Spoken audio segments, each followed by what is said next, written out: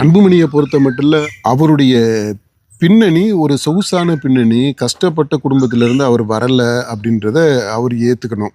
There is always a disconnect between Anbumani and the ordinary people. அதாவது ராமதாஸுக்கும் அந்த வன்னியர் சாதாரண மக்களுக்கு இடையில எப்படி ஒரு வாஞ்சியான ஒரு உறவு இருக்குதோ, அப்படிப்பட்ட ஒரு உறவு, ஒரு கெமிஸ்ட்ரியை அன்புமணிக்கிட்டையும் அந்த மக்கள்கிட்டையும் நம்ம பார்க்க முடியல. இதை அவர் ரியலைஸ் பண்ணிக்கணும். இப்போ அன்புமணிக்கும் யூத்துக்குமே இடையில இருக்கக்கூடிய அந்த கனெக்ட் இருக்குது பார்த்தீங்களா, அது சரியா இல்லை.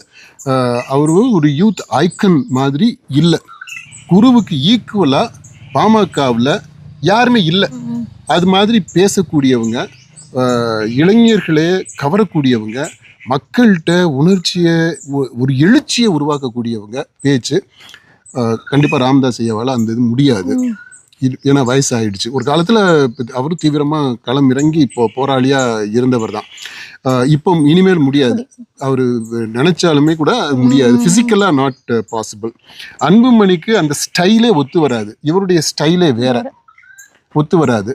அதனால தான் இந்த இடைவெளியை நிரப்பணும்னு சொல்லிட்டு தான் ராமதாஸ் இன்னொரு இளைஞரை கொண்டு வரணும் அப்படின்னு பார்க்குறாரு.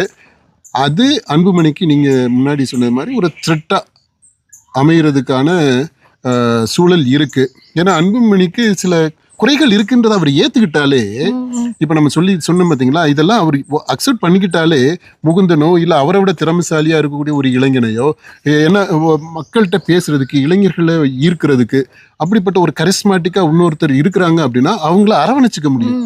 அப்போதான் இவர் நல்ல தலைவராகிறாருன்னு அர்த்தம். எனக்கு இந்த சில குறைகள் இருக்குது, லிமிட்டேஷன்ஸ் இருக்குது, குறைகள் இல்லை, சில லிமிட்டேஷன்ஸ் இருக்குது.